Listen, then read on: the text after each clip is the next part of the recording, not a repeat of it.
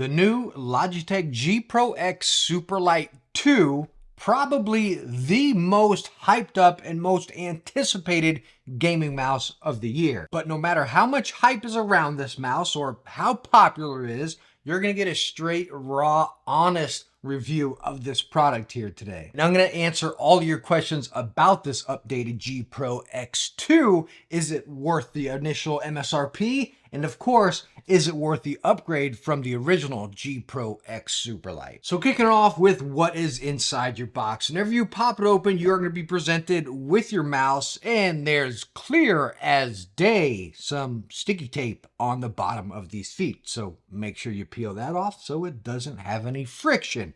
Very visible to see that here.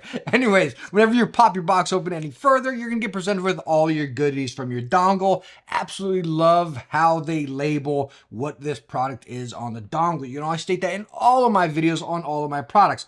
Anyways, you have your little puck on there with your PTFE foot, then all your paperwork and extra accessories from wire and whatnot. So where I want to start with the mouse is as far as the weight. With these upgrades and changes they've done to it, are they still maintaining the weight and whatnot? Now, again, underneath right here, when you pop this little door open, that is where you can store your dongle.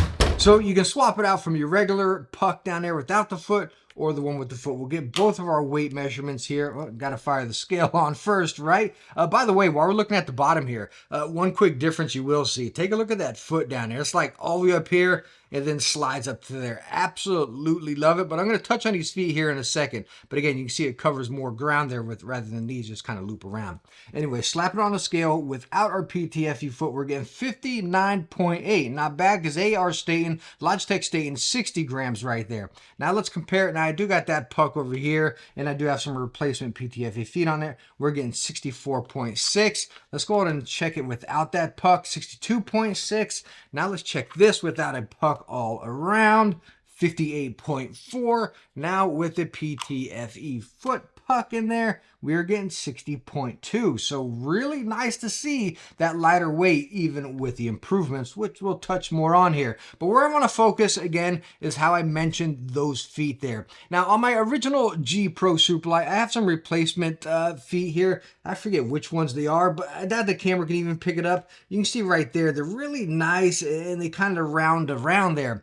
Now with the stock feet on the G Pro Superlight 2, I don't remember if this was the same as the original down there, but you can see the feet, they're quite thin. If I show like this, there's barely anything there, and I know the camera can't pick it up, but there's a little lip, and then the foot goes into it right there. So seriously, there is a mild smidge right there. So what I want to talk about that is whenever you're on a surface, now this is kind of like a medium surface, maybe a little bit firmer, you don't really feel that. But if I swing around here and get the pad I usually use, being the Lethal Game Saturn, which is more of a softer pad, again, if you're pressing firmer, you can honestly feel that slight lip right there. It almost kind of digs into it a little bit, rather than say if I got my replacement feet over here, no matter how hard you're pressing or what kind of surface you're on, it still glides butter smooth. I do feel you can hear it right there, right? So two ways you can go about this. Number one, I wish Logitech just put some thicker feet right there. Would that mess with the sensor lift off distance? I don't know. We'll talk about that also in a second here. But again, I wish they were a little bit thicker, or maybe they removed that lip right there. But again, I would highly recommend you get some replacement feet, especially if you use a softer pad. Now, of course, you all know I'm not a very big spec person. I'm more of a user's experience type of reviewer, right? I like giving you that raw experience, but I'm going to throw the specs up right here because honestly, this mouse is pretty much a spec update. You can see some of the difference here from battery life to sensor, most importantly, the switches. And that's what I want to talk about here and let you hear. You got the mechanical switches over here, and they are now using their hybrid optical switches. Real quick, as far as hybrid, what that is like, say if you're not using your mouse and it goes to sleep, whatever, it'll turn off those laser beams right there for the optical, right? So then it's not draining your battery. When most optical switches, you always have that beam right there. It's really cool right there just to kind of preserve some battery life. But the biggest thing you're going to notice across this mouse in general are the switches. So first off, let me give you a listen of the original G Pro Superlight here.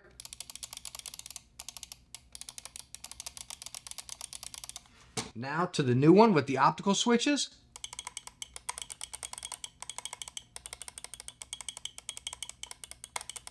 Now, as far as side buttons and scroll wheel, there are some differences here, but it's mild. Whenever you press them, the new one still has that slight mushy feeling where it feels kind of controller button-ish. I would say there's not as much travel like on the old one here, but you still get that slight mushy feeling, especially when you press them in towards the inside there. Never been my favorite. Now, as far as scroll wheel, the original, the new, which you can probably hear it right there. The original one feels a little bit more tactile, and you can clear as day hear it there. When you come to the new one, it's definitely a little smoother. You still got tactile steps in there. I never got any misrolls by any means, but again, being a Zowie fan, I love the tactility of the original one a little bit better. So as far as the buttons here, I honestly wish they would have done something better with the side buttons here. I also wish they would have implemented the right side buttons to help out with our left-handed gamers. I think that would have been a great update here. As far as the scroll wheel, again, I like the original one. It's just, I'm a Zowie fan though, so maybe that's just me. I just like how tactile it is. But 1 and 2, most importantly, the biggest thing you're going to notice difference, you're actually going to be able to feel the difference of this mouse. Man, these are firm and they are clicky. I was actually using some open back headphones and I heard the clicks of these, you know what I mean? And they are clear as day, a little bit firmer. Me personally, again, I like the lighter feel of the clicks of the original. Now, one update many people have been asking for is USB-C, and as you can see here, they did do it, but also other than that, they took away that proprietary little clip in there, so you can pretty much use just about any USB-C cable. Now, I'm gonna pull up the software on the screen here and just talk over it a little bit and talk about some of the things you can customize on this mouse. Number one, when you go in there, you got all these preset profiles where you can adjust them in there. I don't think many of us are going to be using that. You're going to go in there and pretty much create your own, right? Set your own DPI, which now you can set X and Y axis. We've seen this in other mice before. It's never been something I use. If you use it, please let me know down in the comments because I'm not sure why you would use that, honestly. Again, I just set mine to 800 across the board and leave it right there. But the cool thing, again, another thing you're really going to notice with this mouse is the liftoff distance, where I kind of talked about with those feet right there. You got low, medium, and high. And yes, you can clear as day feel the difference. I put it on low and I'm like, all right, I'm missing some of my glides here, some of my movement, right? So honestly, for me, medium was perfect because on low, if you just slightly lift it off there or budge it or tilt or whatever, it cuts off, which is really cool because you can totally feel that liftoff distance when some mice kind of like, you know, but again, medium for me was perfect. And again, on the software, as you can see here, you have 2000 polling rate in wireless. Now, some of you might be saying, 2000? What? We got tons of gaming mice with 4000. We got mice with 8000 now and everything, you know? And let me stop you right there. We might be like, man, why only 2000? Well, and I'm not trying to back Logitech up here, but I would just tell you from experience, like running to 8000, be real, do you notice it? Probably not. Do you notice 4,000? Probably not. Do you notice 2,000? Honestly, probably not. But us being tech fans, we want the best of the best out there in every little bit, right? Even if we can't see it, we want to know it's performing. It's nice to have that. And again, me using a lot of 8,000 polling rate products, the Razer Death Adder V3 Pro being my main, 8,000 polling rates can create some hiccups in the background, a slight delay, a slight lag or whatever. But again, that's mild right there. Maybe 4,000 would have been that sweet spot, right? I don't know. I feel like 2,000 is perfect and that's really all you need. But I feel like with the competition out there, maybe they should have just implemented 4,000. I don't know. Again, it's a mild feature out there. It's just nice to have it. Your internet or your monitor or your PC is going to play a bigger role into any of that before the polling rate of your mouse being at 4,000 or 8,000. So again, let me know down in the comments if that's something that kind of boggles your mind there. I think 2,000 is perfectly fine, but it's weird in the market we're in. This is the part where I would usually sit here and ramble on and give you a lot of comparisons about the shape. But I don't need to do that with here, right? That would just bore you guys. We all know what the Logitech G Pro shape is. From day one to the Superlight, now to the new one. The shape is the exact same. That's a good thing, right? This is a tried and true, a safe shape here. It's fantastic. I feel like just about anybody can get down with this mouse if you give it the time. Whether you're competitive FPS or story game, you see me play a lot of Destiny that I got on the screen here right now. And honestly, that kind of brings me to the compilation of this mouse, talking about everything that has upgraded me playing Destiny, a very versatile mouse right here.